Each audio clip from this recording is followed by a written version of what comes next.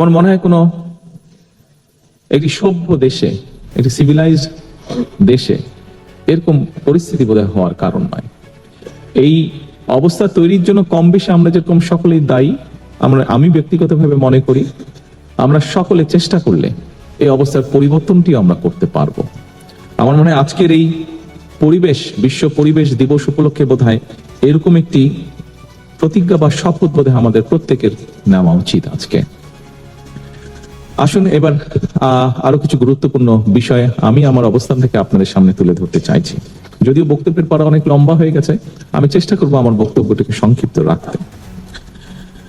সম্মানিত সকল উপস্থিতিবৃন্দ, পবিত্র কোরআনের একটি আয়াত উল্লেখ করে আমি আমার বক্তব্যটা শুরু করি। আল্লাহ তাআলা বলেছেন, তিনি সেই সত্তা যিনি পৃথিবীতে যা কিছু আছে সব তোমাদের জন্য সৃষ্টি করেছেন। সুতরাং নদী, নালা, গাছপালা, কীট পতঙ্গ, বন্য কিংবা গৃহপালিত পানি, অর্থাৎ আমাদের চারপাশ পরিবেশ প্রতিবেশ, অর্থাৎ আল্লাহর এই সকল সৃষ্টি সবই কিন্তু মানুষের উপকারের জন্য। তবে আল্লাহ সকল সৃষ্টি থেকে যদি উপকার ভোগ করতে হয়, তাহলে মানুষ হিসেবে অবশ্যই কিন্তু আমাদের কিছু দায়িত্ব এবং কর্তব্য রয়েছে, যা খুব সংক্ষেপে আমি আপনাদের সামনে মাত্র তুলে ধরেছি। যথানিয়মে সকল সৃষ্টির যত্ন এবং পরিচর্যা করা আমরা যারা মানুষ তাদের বা মানব সমাজের দায়িত্ব। বিজ্ঞানের উৎকর্ষতার সঙ্গে সঙ্গে এটি প্রমাণিত সত্য যে ইকোসিস্টেম বা বাস্তুতন্ত্র যেটা আছে, এটার সঙ্গে মানব সমাজের সম্পর্ক অত্যন্ত গভীর এবং অবিচ্ছেদ্য। এই বাস্তুতন্ত্র বা ইকোসিস্টেমের নিরাপদ লালন এবং বিকাশের সঙ্গে মানব সমাজের নিরাপদে বেড়ে ওঠা ওতপ্রোতভাবে জড়িত। গতকালকে, এই জন্য বলছি, গতকালকে আমার সাথে সংসদে বিরোধী দলীয় নেতা ওনার কথা হচ্ছিল, এমনি আমরা দুই রাজনৈতিক কর্মী আমরা আলাপ করছিলাম একটি বিষয়। কিছুদিন আগে উনি হঠাৎ অসুস্থ হয়ে গিয়েছিলেন এবং ওনাকে গুলশানে, উনি খুব সম্ভবত লেক ভিউ হসপিটালে ছিলেন, তো ওখানে ওনাকে ছাদে নিয়ে যাওয়া হয়। একদিন ছাদে নিয়ে যাওয়ার পরে উনি হাঁটছিলেন, কিন্তু উনি আমাকে যেটা বললেন যে কিছুক্ষণ পরে উনি আর ছাদে হাঁটতে পারছিলেন না, কারণ আশেপাশে এত অসম্ভব স্মেল লেকটার।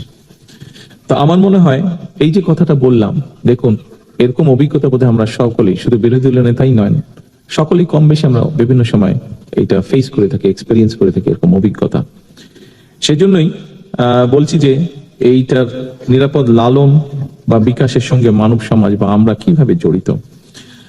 উপস্থিতিবৃন্দ, আজকের এই পরিবেশ মেলা কিংবা বৃক্ষ মেলার যে আয়োজন, এটা যেমন বর্তমান এবং ভবিষ্যৎ প্রজন্মের সুন্দর এবং সুস্থভাবে বেড়ে ওঠার জন্য একটা নিরাপদ বিনিয়োগ বলে আমি মনে করি, যদি আমরা সকলে সিনসিয়ার হই। সেজন্য আমি যারা এই আয়োজন করেছেন, এই আয়োজনের সাথে যারা সম্পৃক্ত, আপনাদের সকলকে আমি অভিনন্দন জানাই। তবে এই আয়োজনটা কেবলমাত্র একটা বাৎসরিক আনুষ্ঠানিকতার মধ্যেই যদি সীমাবদ্ধ থাকে, সেটা বোধহয় থাকা উচিত হবে না।